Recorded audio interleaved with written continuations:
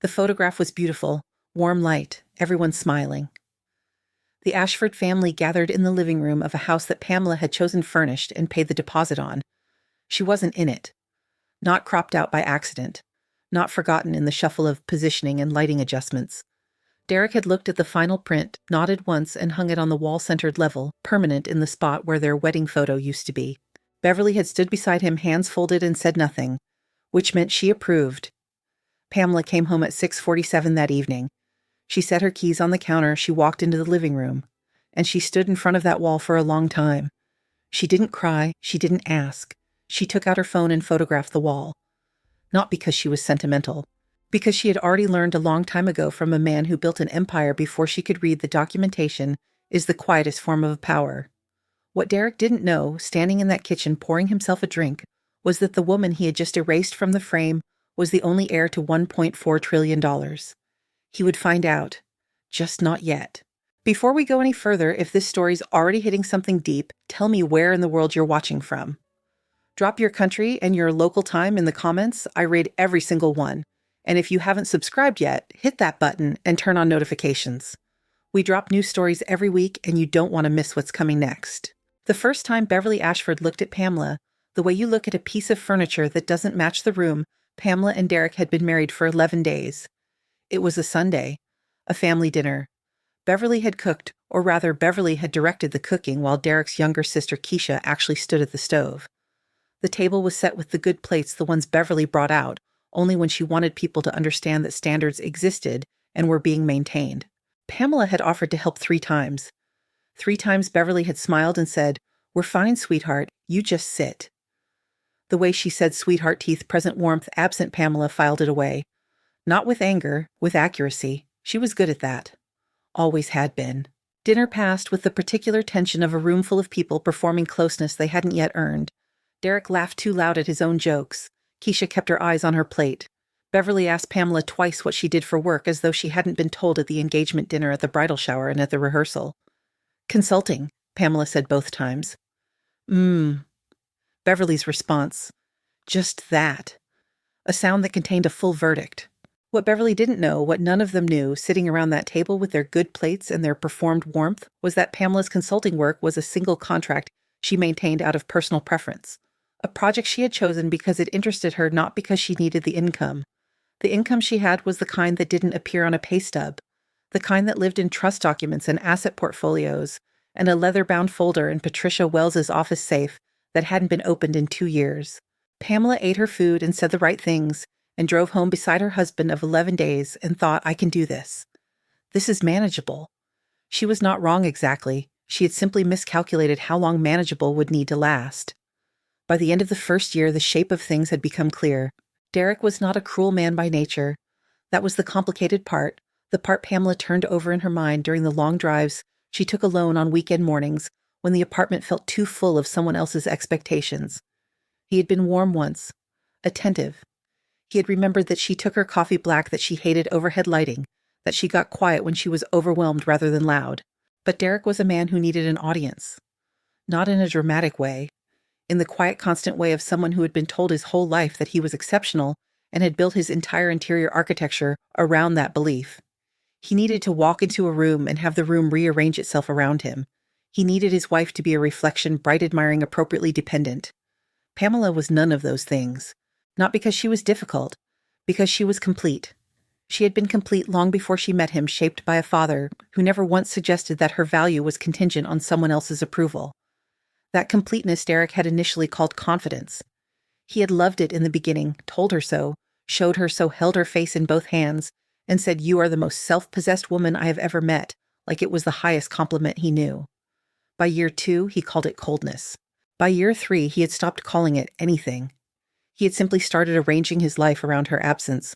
Simone Waters appeared at a company event in the spring of the 3rd year. Pamela noticed her the way you notice a change in weather, not dramatically, just a registered shift. Derek laughed differently around her. Looser, more performative in the way he got when he wanted to be seen as charming. He touched the back of his own neck twice in one conversation, a gesture Pamela had catalogued years ago as the thing he did when he was working to impress someone. She watched from across the room, holding a glass of sparkling water she hadn't touched, and made no expression at all. Simone was beautiful in a way that required effort and announced itself. Long extensions, a dress chosen to be remembered, a laugh calibrated precisely to make the person she was laughing with feel like the funniest human alive. She wasn't stupid. Pamela never made the mistake of assuming that. Simone was simply motivated by different things. She wanted the version of Derek that existed in public, the regional VP title, the tailored shirts, the confidence of a man who believed his best years were still ahead. She was welcome to it. What Pamela did that night when she got home and Derek was still at the event networking, he had texted with no further explanation, was open a new encrypted folder on her laptop. She labeled it with a date. She typed 3 sentences describing what she had observed. She did this not from jealousy, not from fear, from habit. From the deep, practiced calm of someone who had been taught that the difference between a person who survives and a person who merely endures is the quality of their documentation.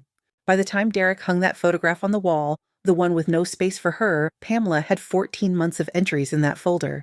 Screenshots, dates, times, locations cross-referenced with the stories she had been given.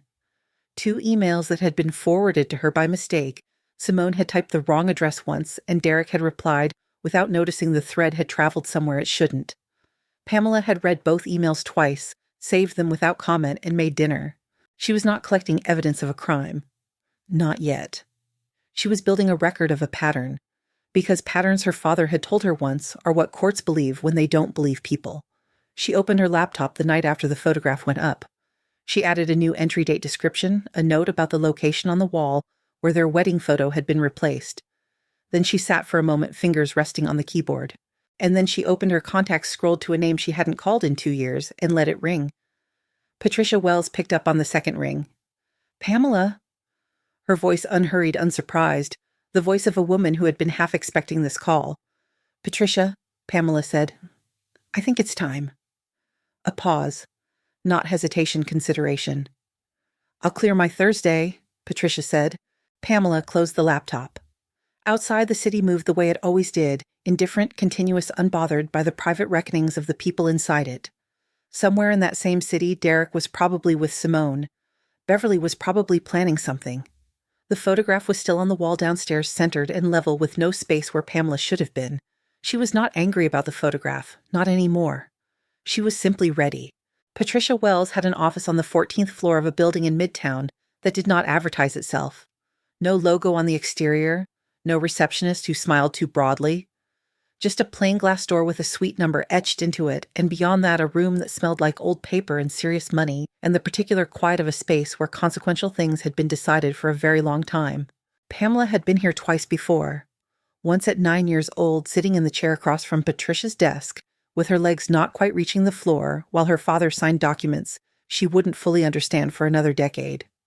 Once at 26, when Cornelius Kelly Sr. had updated the trust and asked Pamela to be present, not as a formality, he had said, but because you should always be in the room when your name is on the paper. She remembered everything about both visits, the weight of the chair, the sound of the pen, the way her father had looked at her afterward, not with pride exactly, but with something quieter and more permanent. Recognition, like he was confirming something he had always known. She sat in that same chair now, 34 years old, and put both hands flat on the table. Patricia set a manila folder in front of her. Did not open it, just placed it there. "I've kept everything current," Patricia said. "The trust hasn't changed. The beneficiary designation hasn't changed. The asset valuations were updated last quarter." She paused. 1.4 trillion, Pamela, conservative estimate. Pamela nodded. She already knew the number, had known it since she was 19, and her father sat her down in his study and walked her through every line item like he was teaching her to read a map. She had never found the number exciting. She found it heavy, responsible in the way that very large things are responsible, requiring careful handling, constant attention, and a particular kind of patience. "He filed for divorce?" Patricia asked. "Not yet," Pamela said. "But he's preparing to. Beverly has already contacted a lawyer. I found the email." Patricia's expression didn't change. "Of course she did." She opened the folder, then turned to a specific page and slid it across. The prenuptial agreement he signed. He initialed every page. His attorney at the time confirmed receipt. Pamela looked at the page. Derek had signed in his usual way, quick slanted the signature of someone who signed things without reading them, because reading them felt like an admission that they might say something inconvenient. He's going to say he didn't understand what he was signing, Pamela said. They all say that, Patricia replied. That's what the 14 pages of acknowledgement are for. She left Patricia's office 2 hours later with a clarity that felt physical, like something that had been pressing on her sternum for months had simply lifted and walked away. She did not go home immediately. She drove for a while, the way she had been doing on weekend mornings, letting the city unspool around her. Past the restaurant where Derek had taken Simone, past the church where Beverly held court every Sunday greeting people with the particular authority of a woman who had decided long ago that her suffering entitled her to manage everyone else's choices. Past the park where Pamela sometimes walked alone on lunch breaks when the consulting work gave her space to breathe. She was not performing sadness. She was not suppressing it either. What she felt was something more precise, a deep, quiet grief for the specific version of her life she had tried to build inside that marriage. Not for Derek exactly, for the ordinary things she had wanted. Dinner at a table where she was seen, a name on a wall, someone who knew the actual shape of her and chose it anyway. Her father had warned her gently without drama, in the way he warned her about everything. People will love you for the wrong reasons or the right ones. The right ones are rarer. Don't settle for almost. She had thought Derek was the right reason. She had been wrong. That happened. She was allowing herself exactly this drive, this 1 hour, to sit inside that wrongness before she put it down and move forward. 3 days after the meeting with Patricia, Pamela began the second phase of collection. She had been thorough in the first phase, the folder with 14 months of entries, the misfired emails, the dates and times cross-referenced against the alibis she had been given. But the first phase had been reactive, noticing, recording what drifted into her field of vision. The second phase was intentional. She was not doing anything illegal. She was not accessing accounts that weren't hers, not intercepting communications, not placing anything in spaces where she did not already have full and legal access. She was simply paying attention with more precision than Derek or Beverly had ever thought to account for, because neither of them had ever considered that Pamela might be paying attention at all. That was the error they kept making. The persistent, costly fundamental error. They looked at her stillness and saw passivity. They looked at her silence and heard acceptance. They had built their entire strategy on the assumption that Pamela Kelly was a woman who would absorb whatever was given to her and remain. They did not know what her father had built. They did not know what she had been taught. And they had never once in 3 years of marriage asked her a question about her life. Before Derek, not because they weren't curious, but because they weren't interested. To Beverly, Pamela's history began the day she entered the Ashford family. Everything before that was irrelevant. That assumption was about to cost them everything they thought they had. The birthday party was Beverly's 63rd. Derek planned it for a Saturday in April, rented a private room at a restaurant Beverly had mentioned once 6 months ago, proving he had been listening to his mother with the attentiveness he had long stopped directing at his wife. 40 guests, catered, a slideshow of family photographs that someone had assembled with evident care.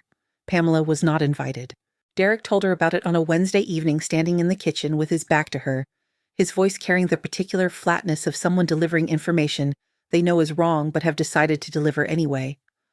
Mom wants it to just be family. Close family, you understand. Pamela looked at the back of his head. Of course, she said. He left Saturday morning in a pressed shirt she hadn't seen before. She spent the morning working actual consulting work, a contract she maintained because the problem was genuinely interesting to her, not because she needed the billing rate. Around noon she made tea and stood at the window of the upstairs study. The study faced the street.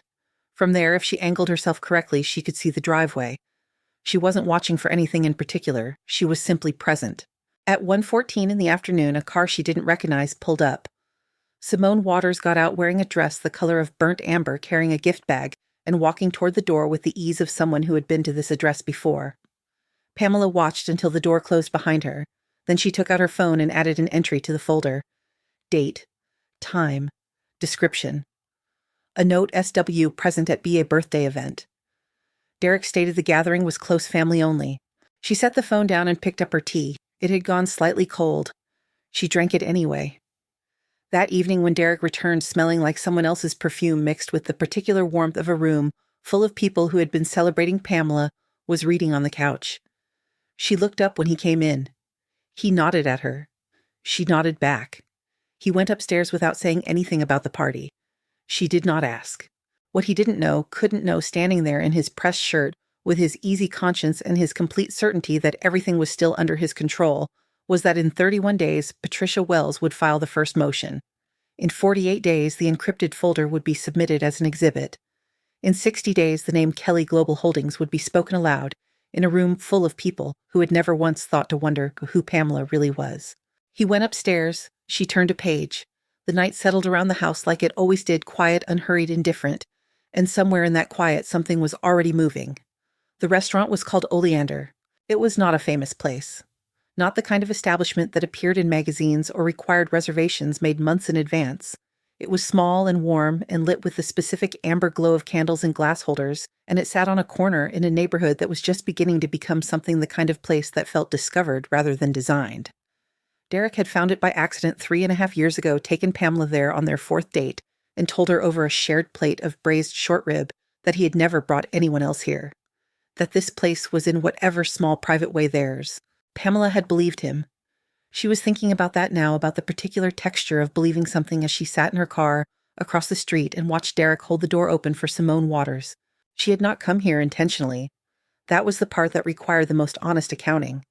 She had been driving her usual weekend morning route, the one that let the city unspool around her without destination or purpose, and she had simply turned down this street because her hands knew it, because her body had logged this corner as significant before her mind had any reason to be cautious about it. She had pulled over when she saw his car. She had not gotten out. She had not taken photographs. She had simply sat engine idling, watching through the glass as Derek guided Simone to the table by the window, the one with the small vase of dried flowers that Pamela had once mentioned she liked, and sat down across from her with the ease of a man who was entirely comfortable in his choices. The person who had called Pamela to tell her a server named Marcus, someone she had spoken to enough times over 4 dates to be remembered, had called 2 days later. His voice careful and apologetic in the way of someone who knows they are delivering something irreversible. "I didn't know if I should say anything. I just thought you seemed like someone who would want to know." She had thanked him. Genuinely. Then she had sat with the phone in her hand for a long time after hanging up. The grief was not what she expected. She had prepared herself in the vague, theoretical way that people prepare for pain they haven't yet felt for anger, for the particular heat of betrayal, the adrenaline of it, the way she had heard other women describe it like a fire that needed somewhere to go. She had expected to feel that. Instead, she felt something quieter and more devastating, a slow deflation. Like something structural had been quietly removed from a building she had been living in, and she only noticed now because she had leaned against a wall and found nothing there. It was not entirely about Derek. That was the complicated truth she sat inside during the drive home, hands steady on the wheel, traffic moving around her like water around a stone.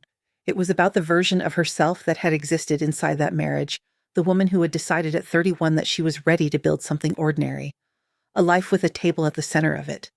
People who showed up for each other without needing a reason. The kind of quiet that isn't loneliness, but its opposite. She had wanted that.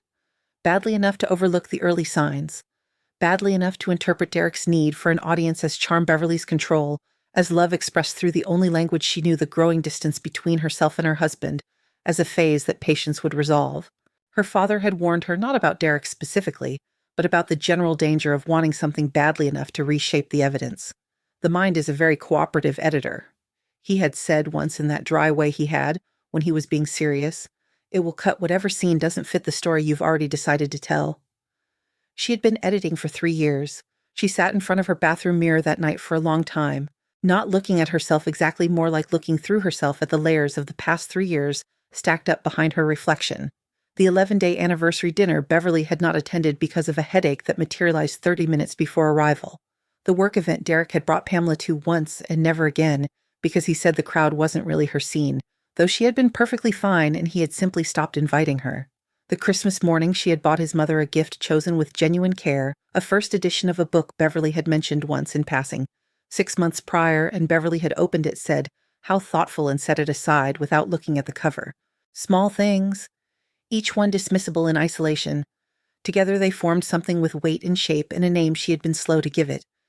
She had not been failed by a dramatic villain. She had been failed by accumulation, by 100 small choices made by people who had decided without malice and without announcement that she did not quite belong. And the question she asked her reflection quietly without theater, the way she asked herself every question that mattered, was this: had she loved Derek, or had she loved the version of herself she had hoped to become inside that marriage? She stayed with the question. The answer arrived slowly, the way true answers tend to, not as a revelation, but as a recognition. Something she had always known finally allowed to surface. Both. For a while, both had been true simultaneously. She had loved him, and she had loved who she was trying to be, and for about 8 months those two things had felt like the same thing. Then they had separated, and she had kept tending the second long after the first had gone quiet. What she did not do sitting in front of that mirror was cry. Not because she was suppressing anything, not because she was stronger than grief or above it or finished with it, but because her grief had no edges tonight. It was too large and too old for the relief of tears. It was the kind of sorrow that required something other than release. It required witnessing. Being seen by herself fully and without the cooperative editing her mind preferred. She saw it. She let it be real. She did not look away. Then she washed her face, changed into the oversized gray shirt she slept in, made a cup of chamomile tea she didn't particularly want and carried it to the window seat in the bedroom, the one that overlooked the small garden Derek had said they'd fix up and never had. The garden was still overgrown, probably always would be now. She drank the tea. Outside, a light rain had started, the kind that doesn't announce itself, just appears steady and without drama. She thought about her father. Not the trustee, not the architect of a $1.4 trillion empire, just the man. The way he smelled like cedar and coffee. The way he listened fully without the distracted half-presence that passed for attention in most conversations. He had looked at her like she was the most interesting person in the room, regardless of who else was there. Not because she was his daughter, or not only because of that, because he had genuinely found her interesting. Derek had looked at her that way once. For 8 months. She thought I deserved more than 8 months. She thought I still do. And then she set the cup down on the windowsill, pulled her knees to her chest, and listened to the rain come down over the overgrown garden while the rest of the house held its breath around her, waiting for whatever came next. What came next was Thursday. Patricia Wells. A conference room with no windows. A table with water glasses and a legal pad, and the prenuptial agreement laid out in sections tabbed and annotated with the particular thoroughness of someone who had been preparing for this specific conversation for 25 years. What came next was Pamela walking into that room, sitting down, folding her hands on the table, and saying with no tremor, no theater, no residue of the woman who had sat at a window in the rain, grieving the ordinary life she had wanted, "Show me everything." Beverly Ashford had a gift for making things sound reasonable. It was her most dangerous quality, more dangerous than her directness, more dangerous than her memory for grievances, more dangerous than the particular way she had of stating her opinions as though they were facts that the room had simply not yet caught up to. The gift was this: she could frame any act of control as an act of love. Any boundary she drew for someone else became in her telling a gift she was giving them. Any door she closed became a door she was protecting them from needing to open. She had been doing it for 63 years. She was very good at it. The family meeting happened on a Tuesday evening in late April in Beverly's living room, the one with the cream carpet she didn't allow shoes on, and the framed photographs arranged with the precision of a curator who understood exactly which version of her family she wanted visitors to see. Derek was there. Keisha had been called but had sent a text 40 minutes before saying she had a work conflict. Beverly had read the text twice and not responded. Pamela had not been invited. Derek had told her there was a plumbing issue at his mother's that needed looking at. He had said it without quite meeting her eyes, which meant he had known it was a lie and had told it anyway, which meant it had become the kind of lie he was comfortable with. That was a particular kind of distance Pamela had noted. The distance between a man who lies with guilt and a man who lies with ease. Derek had crossed that distance sometime in the past year without either of them marking the moment. She had nodded and said, "Give her my best." He had left without answering. Beverly opened the meeting the way she opened everything, by establishing the terms before anyone else had a chance to. "I want to talk about Derek's future," she said, seated in the chair. She always chose the one with the higher back position slightly forward from the others, a throne in the shape of an armchair. "I think we all know this situation has gone on long enough."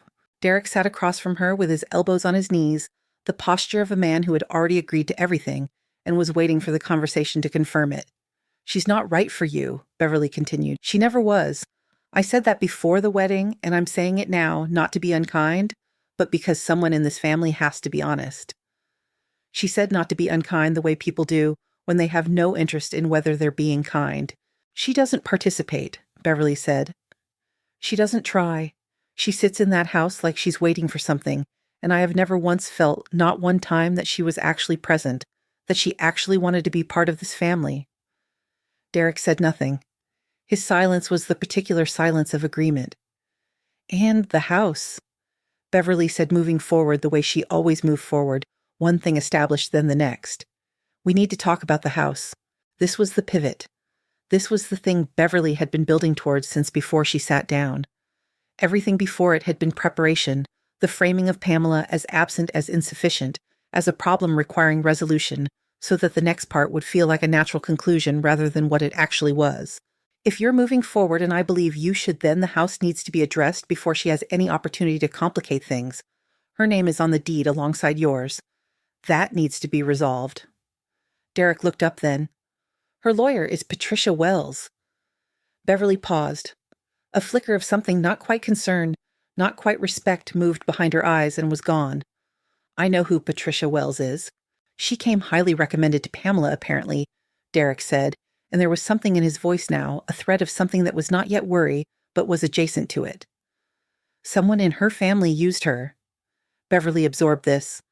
Then she set it aside the way she set aside anything that threatened the structure of what she had already decided. It doesn't matter who her lawyer is.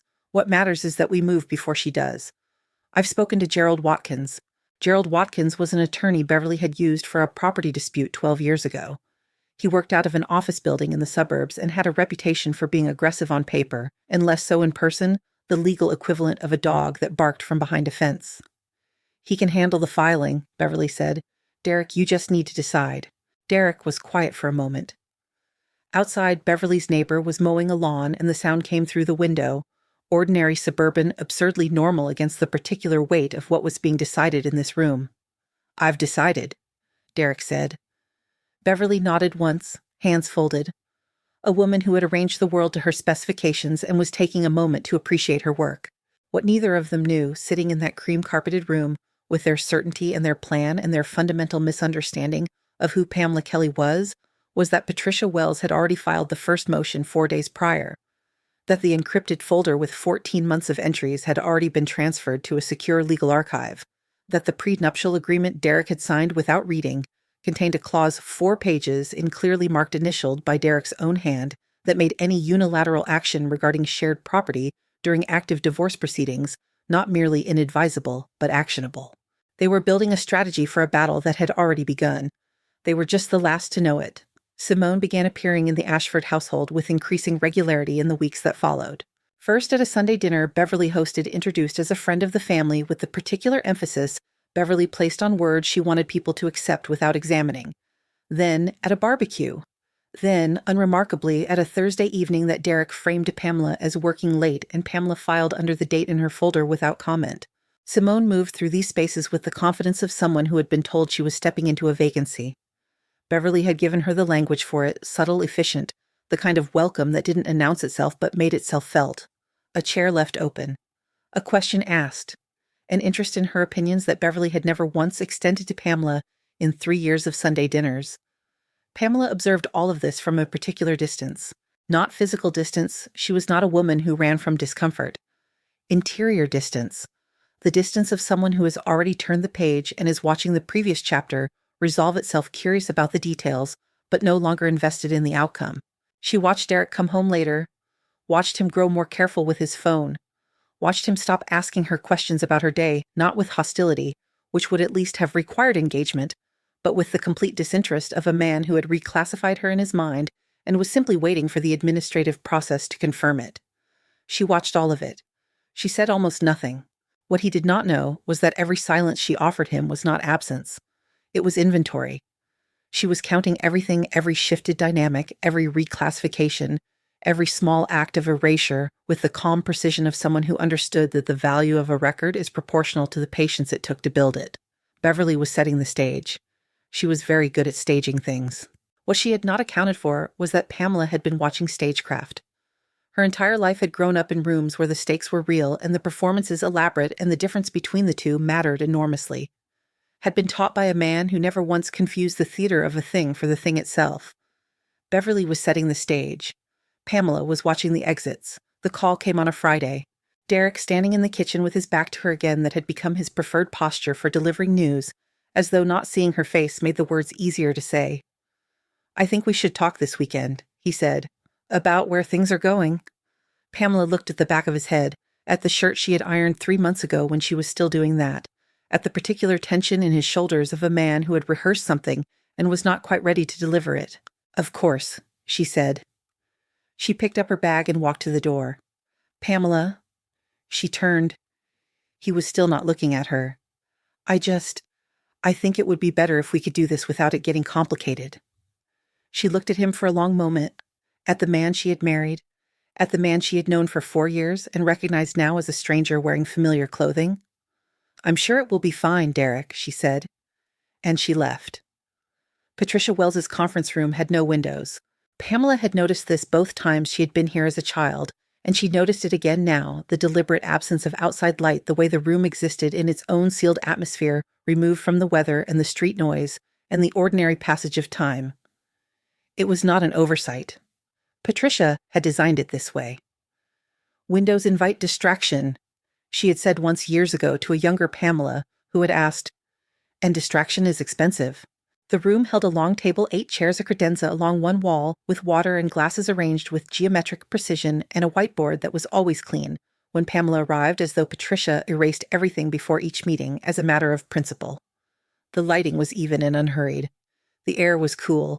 Pamela sat down and placed her hands flat on the table, the same gesture she always made in this room, she realized, as though the table required some kind of physical acknowledgement, as though sitting here demanded a certain deliberateness. Patricia entered 60 seconds later, which was how she always entered rooms. Not late, never early, exactly on time, in a way that felt chosen rather than coincidental. She carried a leather portfolio and a cup of black coffee, and set both down with the economy of motion that characterized everything she did. She sat. She opened the portfolio. She did not begin with pleasantries. Pamela had always appreciated that. "Let me tell you where we are," Patricia said. She turned the portfolio to face Pamela and walked her through each section, the way an architect walks a client through blueprints methodically without drama, pointing to specifics while keeping the larger structure visible. The prenuptial agreement, the trust documentation, the beneficiary designation, the asset summary current as of the previous quarter. Pamela listened. She had heard most of this before, had been hearing versions of it since she was 19, and her father had decided she was old enough to understand the full scope of what was being held in her name. But she listened with the same attention she had brought to it at 19, because her father had taught her that familiarity was not the same as mastery, and that the person who stopped paying attention to the details was the person the details eventually surprised. Patricia reached the asset summary and turned the page. The number sat there in clean black type, $1,412,000, 0000000. Conservative estimate as of March 31st. Kelly Global Holdings principal assets, inclusive of mineral extraction operations across 6 countries, commercial real estate portfolio across 14 American cities, private equity funds in London and Dubai, and a philanthropic foundation endowment that alone exceeded the GDP of several small nations. Pamela looked at it the way she always looked at it. Not with excitement, not with pride, with the particular gravity of someone who understands that a number of that size is not a reward. It is a responsibility, a weight, a thing that requires more careful handling than most people would know what to do with. "He's going to try to claim a portion of assets accumulated during the marriage," Patricia said. "His attorney, Gerald Watkins, Beverly's referral, not a serious player, but he'll make noise, will argue that your consulting income during the marriage period establishes a pattern of shared financial activity." "My consulting income," Pamela said, $11,000 last year." Patricia confirmed without inflection. A silence settled briefly over the table, the particular silence of a number rendered absurd by context. "The prenuptial agreement forecloses any claim on the trust and all assets predating the marriage," Patricia continued. "The clause is explicit. His initials are on the page. His attorney at the time confirmed receipt and advised him to read it." She paused. "Whether he read it is between him and his conscience." "He didn't," Pamela said. "I know." Patricia set down her pen and looked at Pamela directly, the look she reserved for moments when the legal architecture had been fully presented, and what remained was the human question underneath it. "How are you?" she asked. The question landed differently here than it did in ordinary conversation.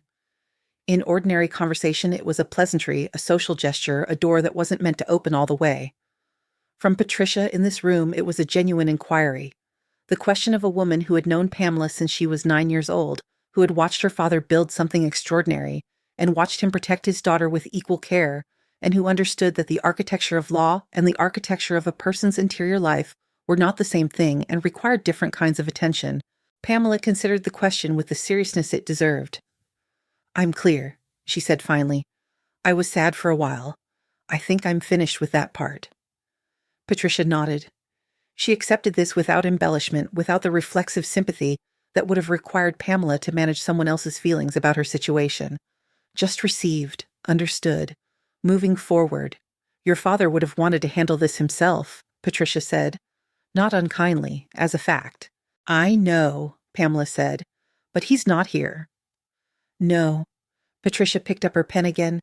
"Which means you handle it yourself, which frankly is what he prepared you for." "File it," Pamela said. 2 words, no theater, no ceremony. The words of a woman who had been waiting a long time to say something simple and was relieved to finally say it. Patricia made a note. Then she looked up with the expression Pamela would later remember as the first genuine warmth she had seen in this room. Not unprofessional, not excessive, just a brief and honest acknowledgement of the weight of the moment. "There's one more thing," Patricia said.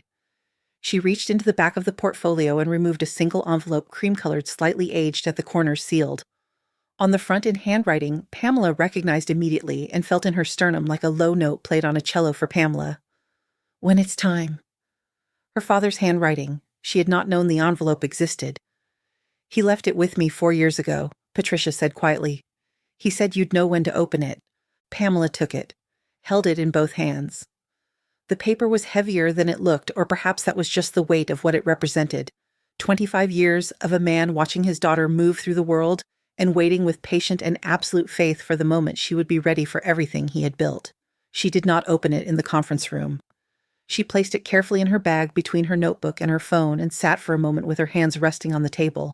She opened it in her car, parked in the building's underground garage in the gray concrete quiet with the engine off and the air very still. The letter was 3 pages. His handwriting unhurried, deliberate, the handwriting of a man who took language seriously. She read it twice. The first time quickly, the way you read something when you are trying to establish whether you can bear it. The second time, slowly letting each paragraph settle before moving to the next. He wrote about her mother who had died when Pamela was 4, and whom Pamela remembered only as warmth and a specific quality of light. He wrote about the morning he had decided to set up the trust, not in a lawyer's office, but earlier in a hospital room holding his daughter, and understanding for the first time the full dimensions of what love required of a person. He wrote about watching her grow up with a kind of self-possession that still surprised him. "You never needed the room to confirm you," he wrote. "I don't know where you got that. I'd like to think some of it was me. I suspect most of it was simply you." He wrote near the end, "Whoever has failed to see you, that is their permanent loss, not yours. You are not diminished by someone else's inability to recognize what is in front of them. You never were." And then in the final paragraph in handwriting that was slightly less steady than the rest, written perhaps later, or perhaps simply with more feeling, "I built everything I built so that you would never have to ask anyone for permission to be exactly who you are. Not a single thing. Not once." I hope that is true by the time you read this. I believe it will be.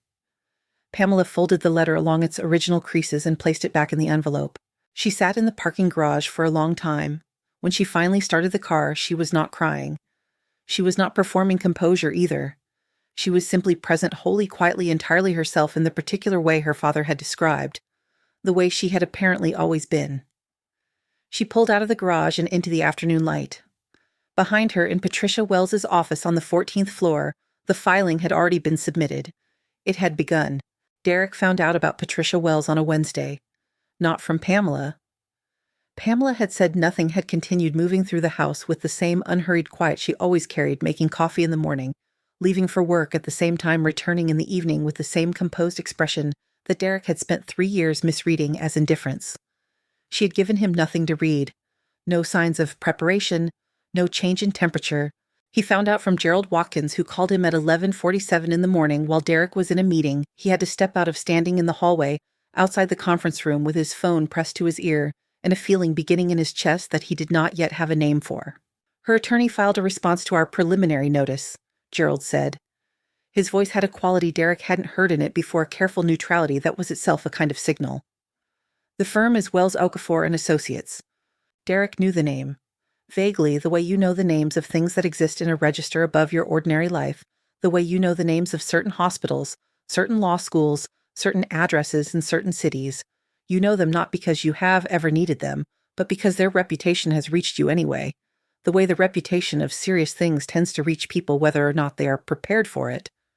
That's a significant firm, Derek said. Yes, Gerald said. And then with the precision of a man delivering information he would rather not, they handle estates, trusts, generational wealth litigation. They are not typically retained for standard divorce proceedings. The feeling in Derek's chest sharpened. It was not yet fear. It was the thing that comes before fear, the moment when the mind begins assembling evidence it has been avoiding and cannot avoid any longer. What does that mean? Derek asked. A pause. It means your wife may have assets you're not aware of. He told Beverly that evening. She was in her kitchen when he arrived unannounced, which was how he always arrived.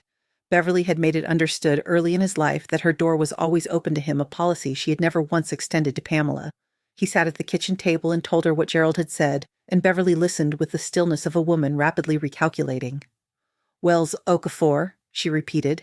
Yes. Beverly turned back to the counter. She was cutting fruit, the mechanical task of someone who needs her hands occupied while her mind works. The knife came down in even deliberate strokes. What do we know about her family? Beverly asked.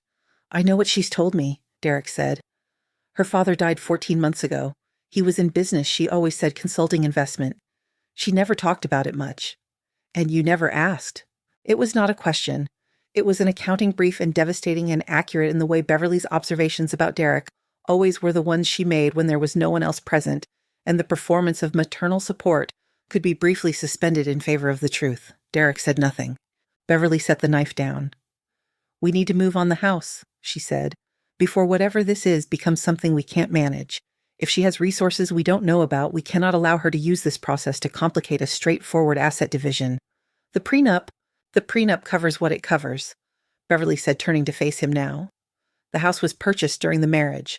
Her name is on the deed alongside yours. That is a shared marital asset, and Gerald can work with that regardless of whatever else she has.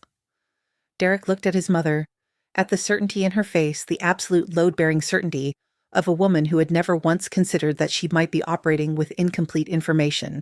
Gerald said we should wait, Derek said. Until we know more about what we're... Gerald is cautious, Beverly said.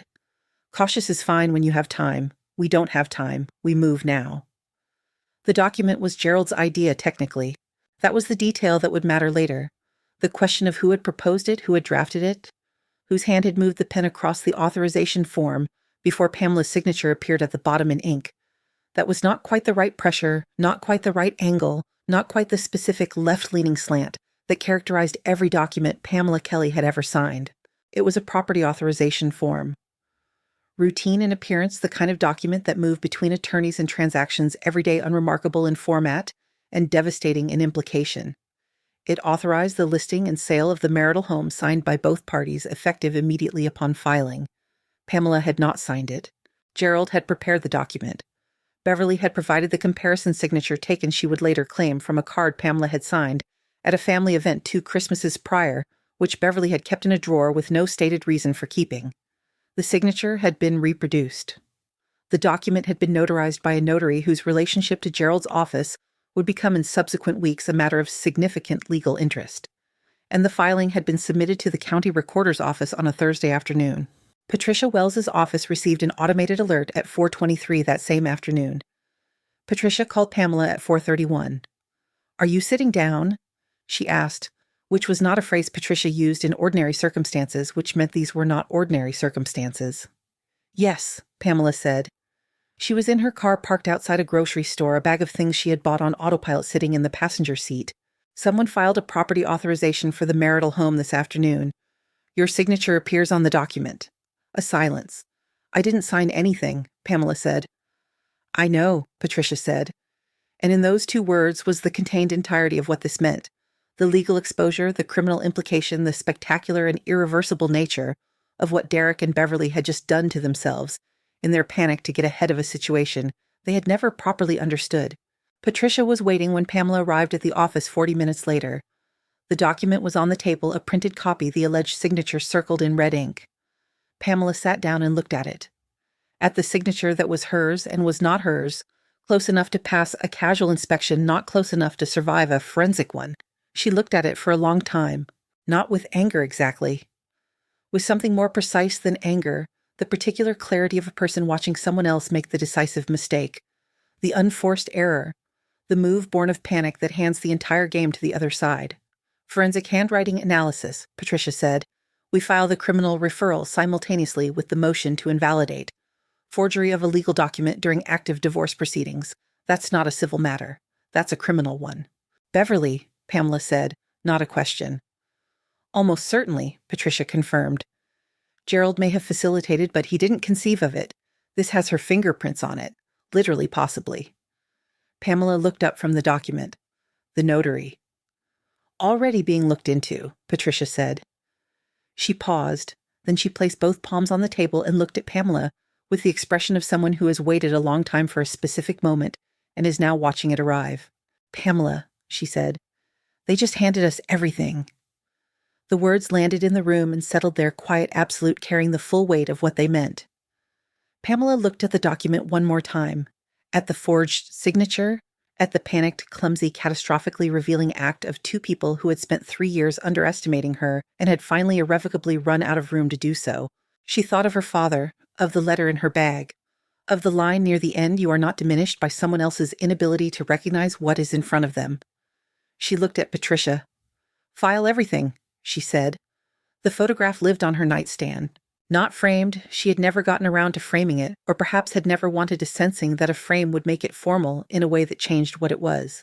It was just a print slightly worn at one corner from being picked up and set down, over years the colors still clear. In it, Pamela was 7 years old, wearing a yellow dress she remembered choosing herself from a rack in a store whose name she had long forgotten. Her father stood beside her, not behind her, not looming, but beside her at her level, crouched down with one arm around her shoulders. They were both looking at something outside the frame, both laughing. Not posed, laughing the real kind, the kind that arrives before you can arrange your face for it. She did not know what they had been laughing at. She had tried to remember over the years and could not. It didn't matter. What mattered was the quality of the moment, the absolute ease of it, the completeness, the way both of their bodies communicated the same thing, I am exactly where I want to be. She picked it up the night before the hearing. She sat on the edge of her bed in the small apartment she had rented 3 weeks after leaving the house, a 2-bedroom on the 4th floor with east-facing windows that filled the kitchen with morning light. She had taken almost nothing when she left. Some clothes, her laptop, the letter from her father, the photograph, the navy coffee cup that sat now on the kitchen counter like a small monument to the ordinary, to mornings, to coffee, to the simple fact of continuing. She sat with the photograph in both hands and let herself look at it for a long time. Cornelius James Kelly Sr. had been in the understanding of the world an extraordinary man. The obituaries had said so, 14 of them in publications ranging from financial journals to international newspapers, each one assembling the biographical architecture of a man who had built a $1 trillion enterprise from a single mineral rights contract, purchased in 1981 for $11,000, and an instinct that the land contained more than the seller understood. The obituaries spoke of vision, of discipline, of a negotiating intelligence so precise that rivals had described meetings with him as the experience of being outmaneuvered before they understood a game was being played. Pamela had read none of the obituaries, not because she was avoiding them, but because they were describing someone she didn't need a newspaper to tell her about. She knew who her father was. She had known him in the way that mattered, not as a figure, not as a legacy, but as a person. As the man who drove her to school on Tuesdays because Tuesdays were his light morning, who had opinions about soup that he expressed with more passion than he brought to most business dealings, who had told her once, sitting on the back steps of the house he'd owned in Atlanta before, the empire grew large enough to require a different kind of address. The thing about money, Pamela, is that it amplifies. It makes more of whatever you already are. So the question isn't how to get it. The question is who you intend to be before it arrives. She had been 17 when he said that. She had written it down. She had thought about it often in the years since, particularly in the years of her marriage, when she had watched Derek perform the version of himself he most wanted to be seen as, and Beverly architect a family in her own image, and Simone position herself at the edges of someone else's life, like a figure waiting to step into a frame. She had thought, what are they amplifying? She had not been cruel in the thinking, just observant. And she had thought about herself, about what the trust, the weight, and responsibility of it amplified in her, Whether she was who she intended to be before it arrived? She believed she was, not perfectly, not without error, but essentially yes, she believed she was the person her father had seen in that crouched-down laughing photograph. Still essentially that. Harold Osei called at 8:47 in the evening. His voice came through the phone with the warmth of a man who had known her since before she could reach the kitchen counter, who had sat in the Kelly house for 30 years as her father's most trusted assistant, and had been present quietly and without announcement at nearly every significant moment of her life. "I wanted to call before tomorrow," he said. "I know Patricia has you prepared. I know you don't need anything from me technically." A pause. "I just wanted to hear your voice." Pamela smiled genuinely, the small, private smile she reserved for moments of real feeling. "I'm glad you called Harold." "How are you sleeping?" "Well enough." "Liar," he said gently. She laughed, a short, real sound in the quiet of the apartment. "Not badly," she amended. "I keep waking up at 4, just for a few minutes. Then I go back." "That's your father's habit," Harold said. "He always woke at 4, said it was when his mind ran the numbers whether he asked it to or not." She hadn't known that. She held it for a moment, this small new piece of him delivered 22 months after his death still arriving. "Harold," she said, "are you ready for tomorrow?" "I've been ready for tomorrow since 1999, he said. "Since I watched your father sign that trust document and fold his hands on the table and say, 'I remember exactly.' He said, 'Harold, the day she needs this, I won't be there. But you will be.' And I said I would be." A pause. "I intend to keep that." She could not speak for a moment. Not because she was falling apart, she was not falling apart. Because some things require a moment of acknowledgement before you move past them, and this was one of those things. "Your father built everything so you'd never have to beg," Harold said. "Not for money, not for recognition, not for a seat at a table or a space on a wall or a name spoken with the respect it deserves." His voice was steady and certain and old in the way that real certainty goes, old, settled, unhurried, entirely sure of itself. "Don't forget that tomorrow. Whatever they say in that room, whatever performance they put on you, remember that." "I will," Pamela said. "Good." A brief silence. "Get some sleep." "You too, Harold." She set the phone down on the nightstand beside the photograph. The apartment was very quiet. Outside, the city moved through its nighttime register distant traffic, the occasional voice from the street below the sound of someone's television, through a shared wall, muffled and indistinct. The ordinary sound of people living their ordinary lives in the vicinity of her own. She had come to love this apartment with a speed that surprised her. Not because it was beautiful, it was modest in the way that spaces chosen for utility rather than impression tend to be modest. But it was hers. Every object in it had been chosen by her, placed by her existing in relationship to her own preferences rather than anyone else's expectations. The east-facing windows she had specifically requested because she wanted morning light.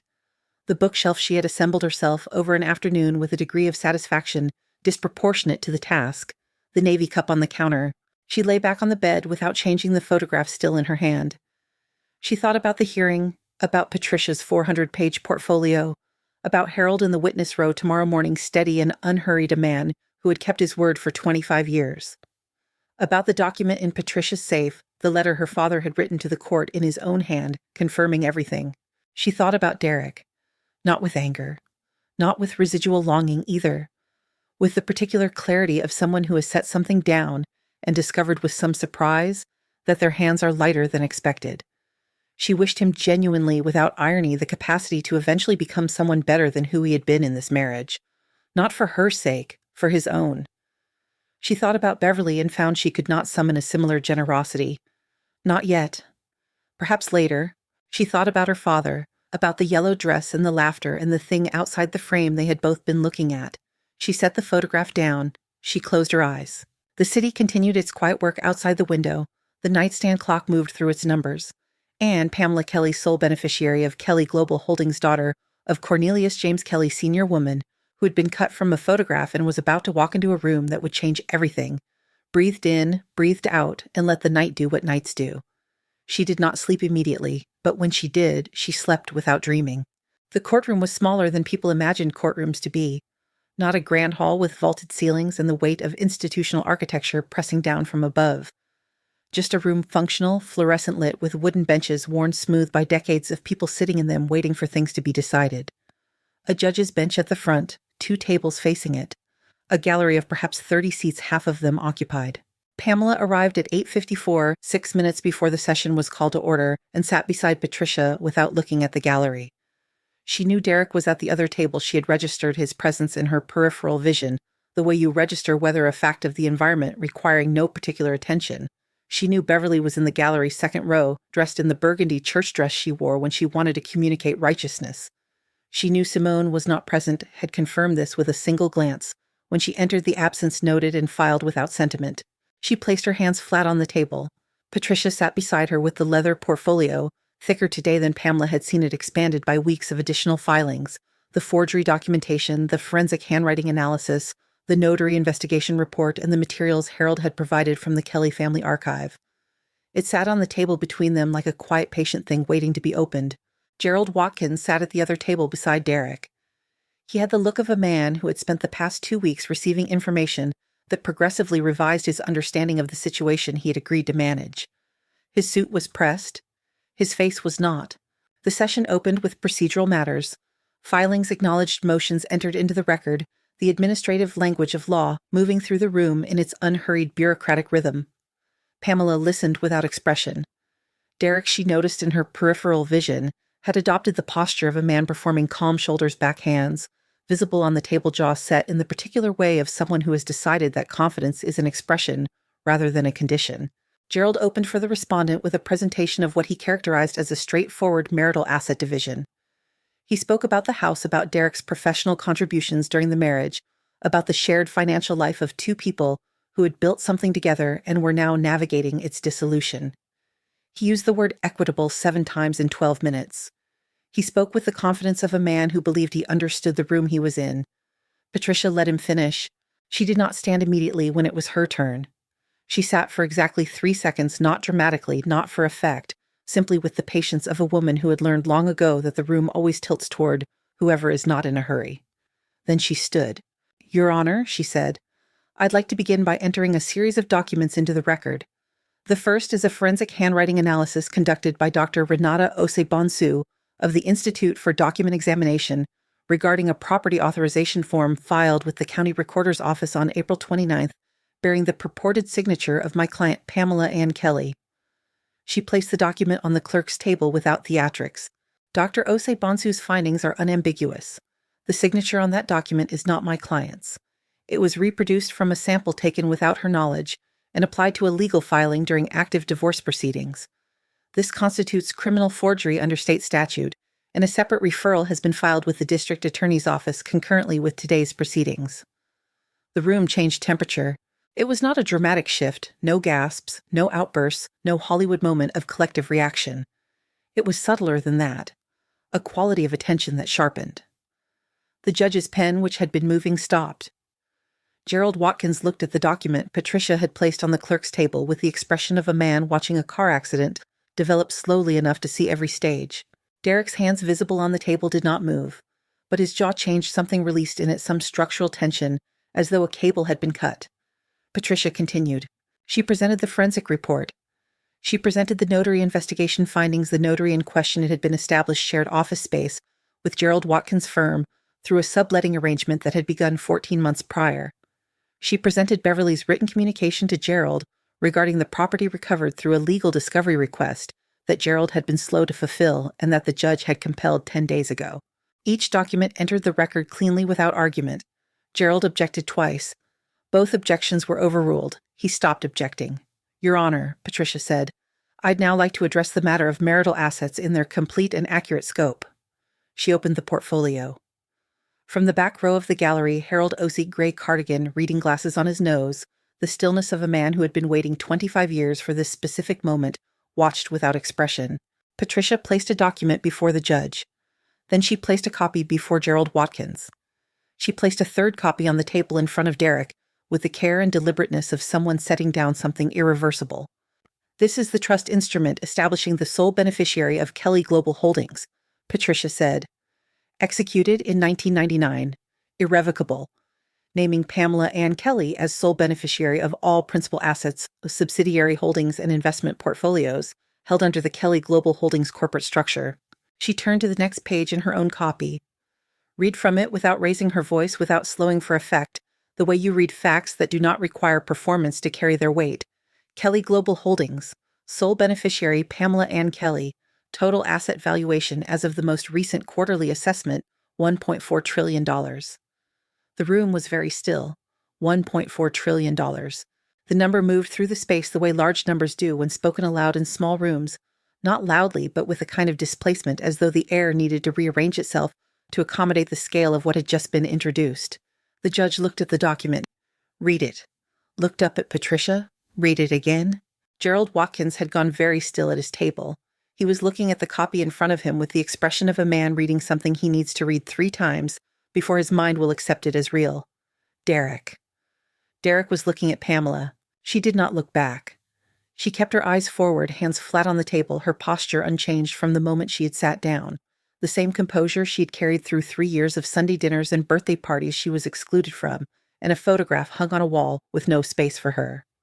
The same composure she had carried through the discovery of Oleander, and the Tuesday evening meeting, and the forged signature, and every accumulated small erasure that had preceded this moment. She was not performing composure. She was composed. There was a difference, and the room could feel it. In the gallery, Beverly gripped the bench in front of her with both hands. Her knuckles, visible from 2 rows back to the man sitting behind her, had gone pale against her dark skin, the whitening of a grip applied with more force than the situation required, the body expressing what the face was working to contain. Her mouth was slightly open. She closed it, opened it again. The pearl earrings she had worn to communicate respectability caught the fluorescent light. She said nothing. There was nothing in this particular moment that she could usefully say. From the gallery, a movement, a figure standing. Quietly, without announcement, the way people leave rooms when they have determined there is nothing left in them worth staying for, Simone Waters, in a seat near the aisle, gathered her bag and walked to the door. She did not look at Derek as she passed. She did not look at anyone. She pushed the door open with one hand and stepped into the corridor beyond it and was gone. Derek did not watch her go. He was still looking at Pamela. Counsel. The judge said, addressing Gerald Watkins with the particular tone reserved for moments when the court is offering someone an opportunity to recalibrate before proceeding. Would your client like a recess? Gerald Watkins looked at the document on the table in front of him. At the number. At the trust instrument with its 1999 execution date and its irrevocable designation, and Derek's initialed prenuptial agreement, clipped behind it the agreement he had signed without reading, and whose implications were now displayed before a judge in their full and devastating clarity. He opened his mouth. He closed it. He looked at the document again. The silence extended past comfort, past procedure, into something else entirely, the particular silence of a man who has walked confidently into a room and discovered too late that he has been standing on a trapdoor the entire time. The judge waited. Patricia Wells sat down beside Pamela and placed her pen on the table with the calm of a woman who had done exactly what she came here to do. And Pamela Kelly, whose name was on the document, whose father had built an empire so she would never have to beg for a seat at any table, sat with her hands flat on the wood and looked straight ahead and breathed. Collapse does not always look the way people imagine it will. People imagine collapse as a dramatic event, a single moment of rupture, loud and visible, the kind of thing that gets witnessed and remembered and talked about afterward. A confrontation in a parking lot. A door slammed hard enough to shake the frame. A public scene that gives the story a clear ending everyone can point to. What actually happened to Derek Ashford happened quietly in increments over the course of 19 days, and it looked less like a collapse than like a series of ordinary doors closing one after another without drama, each one final. The first door closed on a Friday 4 days after the hearing. Derek arrived at work to find a meeting already scheduled on his calendar, placed there by someone in HR at 7:14 that morning, before Derek had logged in, before he had made coffee, before he had done anything other than exist in the early morning of a day that had not yet announced what it intended to be. The meeting lasted 11 minutes. The regional director, a man Derek had known for 6 years, had played golf with, had sat beside at 3 consecutive company retreats, delivered the decision with the particular efficiency of someone reading from a prepared statement rather than making a choice in real time. The statement used phrases like reputational considerations and ongoing legal matters and the company's commitment to maintaining public trust. It used the phrase effective immediately twice. Derek sat in the chair across from the regional director and listened to his career being administratively concluded and said nothing that was not required of him. He signed the separation agreement. He was given a box already assembled, which meant someone had been in his office before he arrived, which meant this had been decided before this morning, probably before this week. He carried the box to his car. He sat in the driver's seat for a long time without starting the engine. He did not call Beverly. He did not call Simone. He sat with the box on the passenger seat, the small drab archaeology of 6 years of professional life reduced to what fit in cardboard, and looked at the steering wheel and thought nothing in particular for a very long time. Simone had changed her number on the day of the hearing. Derek discovered this 3 days after the hearing, standing in his kitchen at 11 in the evening, trying the number for the 4th time, and receiving the same automated response: "The number you have dialed is no longer in service." He tried the 4th time the way people try things, the 4th time, not because they expect a different result, but because they are not yet ready to accept the result they have already received. He put the phone down on the counter. He stood in the kitchen of the apartment he had moved into after leaving the house a furnished rental in a building that smelled like industrial cleaning product, and other people's cooking, a temporary place that had not yet become anything else. He looked around the kitchen. At the cabinets he had not yet learned. At the window that faced the side of another building 6 feet away. At the counter with nothing on it. In a different kitchen in a small apartment on the 4th floor, with east-facing windows, there was a navy coffee cup on the counter. He knew this not because he had seen it, but because he had spent 4 years learning the details of the person who owned it, the small, specific, particular details of Pamela Kelly, details he had accumulated and then stopped paying attention to, and then standing in this borrowed kitchen at 11 at night, found himself suddenly piercingly aware of having lost. He did not allow himself to stay in that feeling. It was too large and too late, and it led nowhere useful. He went to bed. He did not sleep well. Beverly's statement to the press lasted approximately 48 hours. She had drafted it herself, or rather she had spoken it to her church friend Donna, who had typed it, and it had been delivered to a local news outlet that Beverly had contacted through a connection she believed was discreet and turned out not to be. The statement characterized the legal proceedings as an attack on her family by a woman of concealed means and questionable motives, and used the phrase ambush 3 times and the word manipulated 4 times. It was 430 words long and contained 2 factual errors significant enough to constitute defamation.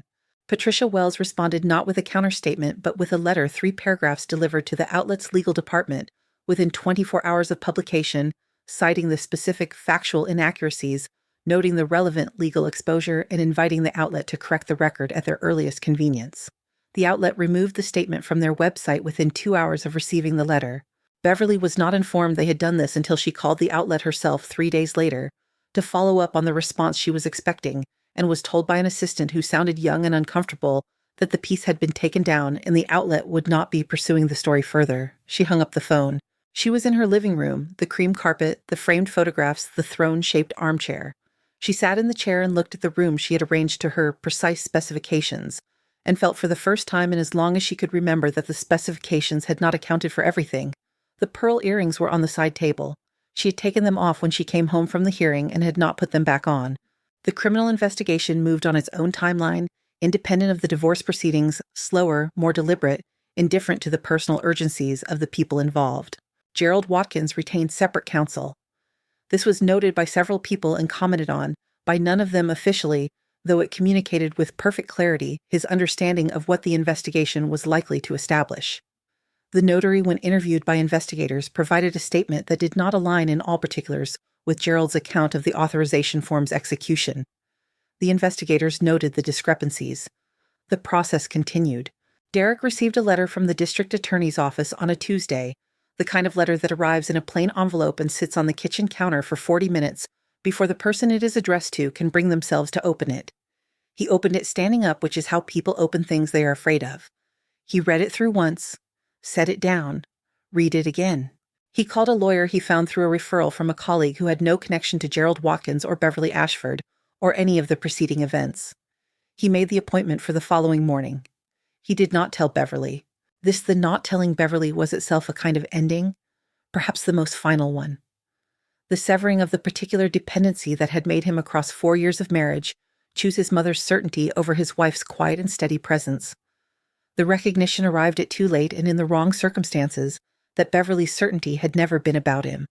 It had been about Beverly. He had simply been the most useful vehicle for it. He did not call her that night, or the night after. Pamela did not follow any of this closely. Patricia kept her informed of the relevant legal developments, the investigation's progress, the divorce decree's timeline, the asset protection measures being maintained. Pamela read the updates Patricia sent with the same focused attention she brought to everything, asked the questions that needed asking, and then set the information aside. She was not monitoring Derek's dismantling in real time. She was not tracking Beverly's reversals or Simone's disappearance or Gerald's quiet separation from the proceedings. Not because she was indifferent to justice, she was not indifferent, but because justice was Patricia's work and the investigation's work and the court's work. Her work was different. Her work was the morning light through east-facing windows, the Navy Cup, the consulting project she was genuinely interested in. The letter from her father read once more on a Sunday afternoon, slowly, the way you return to things that gave you what you needed and want to give yourself the gift of receiving them again. Her work was the apartment, the bookshelf she had assembled herself, the small routines of a life being rebuilt not from wreckage but from choice, the deliberate, unhurried, entirely personal accumulation of a life that fit. One evening she walked past a frame shop 2 blocks from her building, stopped, looked at the window, she went inside. She came out 15 minutes later with a frame, simple dark wood, the right size for a photograph slightly worn at one corner. She carried it home. She set it on the kitchen table beside the Navy Cup and the evidence of an ordinary evening. She did not hang it that night, but she would.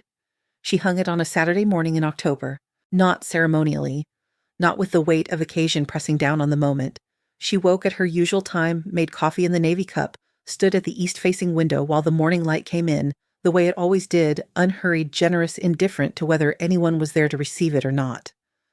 She drank her coffee, she read for 40 minutes, and then, in the middle of an ordinary morning that had no particular significance, except the one she was about to give it, she went to the table where the framed photograph had been sitting for 3 weeks, and she carried it to the wall. She had already put the nail in, had done it 2 weeks ago in a moment of quiet decisiveness, then left the frame on the table because she wasn't ready yet, or rather because she understood that readiness wasn't the right framework. She wasn't waiting to be ready. She was waiting for the morning when hanging it would feel like a beginning rather than a conclusion. Like adding something rather than finishing something. This was that morning. She set the frame on the nail and stepped back. The photograph looked right on the wall.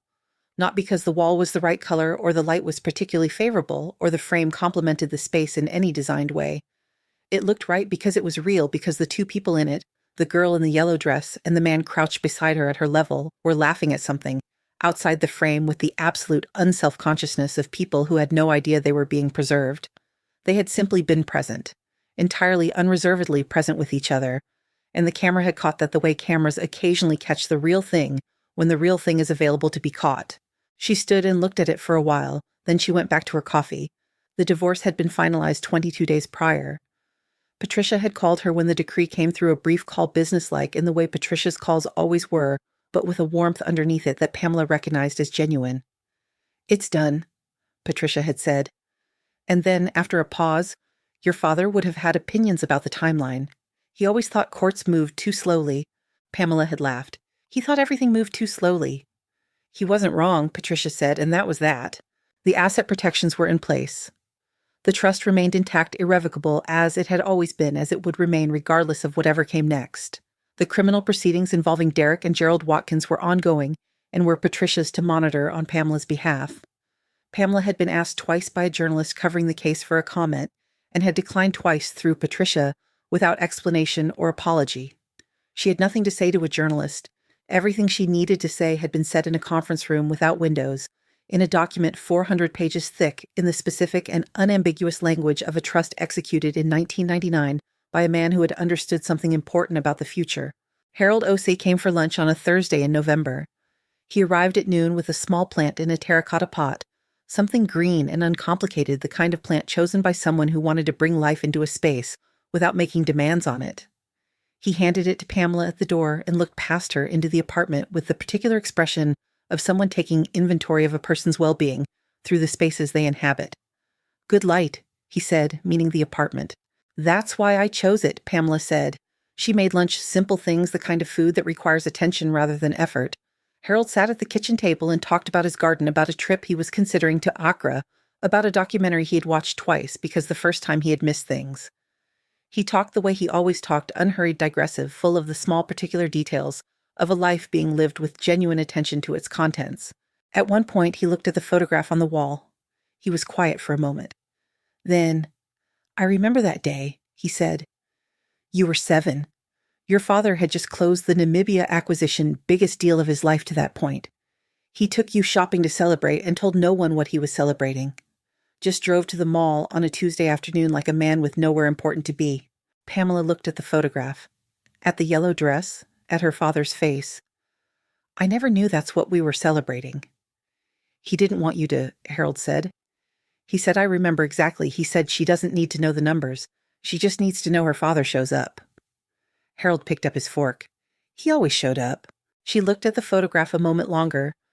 Then she looked at Harold, at his kind, weathered face and his reading glasses and the small green plants sitting on her counter, already at home. He did, she said. She called Keisha in December, Derek's younger sister, the one who had kept her eyes on her plate at Sunday dinners, who had sent a text rather than attend the meeting in Beverly's living room, who had never quite managed to be the ally the situation required, but had also never been the enemy it produced. Pamela had thought about Keisha intermittently over the past months, not with resentment, but with a kind of quiet curiosity about what the year had looked like from inside the Ashford family. Keisha picked up after 2 rings. Her voice careful at first, the voice of someone who isn't certain what version of this conversation she's about to have. Pamela kept it simple. I just wanted to say, I don't hold anything against you. I know that might not matter to you. I just wanted to say it anyway. A silence. Then Keisha's voice changed softer, the carefulness released. It matters, she said. It matters a lot, actually. They talked for 20 minutes. Not about Derek, not about Beverly, not about the hearing or the investigation or any of the architecture of what had happened. They talked about Keisha's work. She was a physical therapist with a practice she had built herself, a fact Pamela had known but never been given space to ask about. They talked about a restaurant Keisha liked in the neighborhood. They talked about small things, ordinary things, the kind of conversation that does not announce its own significance but carries it quietly. When they hung up, Pamela sat for a moment with the phone in her hand. She thought some things survive what happens to them. Not all things. Not most things. But some. And the ones that survive deserve the attention it takes to find them. January came with the particular quality of early-year light thinner cleaner arriving at the east-facing windows with a new angle that filled the kitchen differently than October had. Pamela noticed this the first morning it happened, standing with the navy cup watching the light find new corners of the room. She had started a new consulting project, a different kind than the previous one, more complex, requiring more of her. She had chosen it for the same reason she chose the first one, because the problem was genuinely interesting. Not because she needed the work, not because it filled time, but because she was a person who found certain problems genuinely interesting and had the extraordinary privilege of being able to choose the ones she engaged with. Her father had told her once that the greatest luxury was not money. It was the freedom to direct your attention toward what actually deserved it. She was directing her attention. On a Tuesday morning in January, she woke at 4. Her father's hour, Harold had told her that, and she had not forgotten it. She lay in the dark for a few minutes, not fighting it, not reaching for her phone. Just present in the early dark of a new year, with the quiet of the apartment around her and the city doing its 4 a.m. things somewhere beyond the window. She thought about nothing in particular for a while. Then she got up, went to the kitchen, and made coffee. She stood at the east facing a window while it brewed. The city was dark and still and going about its private business. A cab moved along the street below. A light was on in a building across the way, someone else awake at this hour, for their own reasons, in their own life. She poured the coffee into the navy cup. The warmth of it moved through the ceramic into her hands. She looked at the photograph from where she was standing, visible from here across the small distance of the apartment. The girl in the yellow dress. The man beside her, not behind her, crouched at her level with his arm around her shoulders. Both laughing. Both entirely present. She stood there in the early morning dark in her own kitchen, in her own apartment, in her own life, not performing peace, not constructing it, simply inhabiting it, the way you inhabit something that was always yours and has simply been returned to you. She drank her coffee. She watched the morning begin. Strength isn't loud. It never had been. It was this, the navy cup in the east-facing window, and the photograph hung straight on the wall. It was the accumulated quiet of a woman who had never needed the room to confirm her, who had waited with patience and documented with precision, and walked into a courtroom without theater, and let the truth do what truth does when it is properly prepared and appropriately delivered. It was this morning, and the next one, and every ordinary, irreplaceable morning after that, entirely, completely, permanently hers. The lesson I keep coming back to from Pamela's story isn't about money. It isn't even about justice, though justice matters, and it arrived here exactly as it should. It's about what happens when a person decides quietly, without announcement, without asking anyone's permission to stop performing smallness for people who were never going to recognize her anyway. Pamela didn't fight loudly. She didn't beg to be seen. She documented. She waited. She walked into rooms fully herself and let the truth catch up to the people who had chosen not to look. If this story reached something in you, something you've lived through, something you're living through right now, drop it in the comments. Your country, your time, your 2 words, or your whole story. I read every single one, and I mean that. If you're not subscribed yet, this is the moment. Hit that button, turn on notifications, and stay close, because the next story is already waiting, and it is not one you want to miss. Thank you for being here. Really.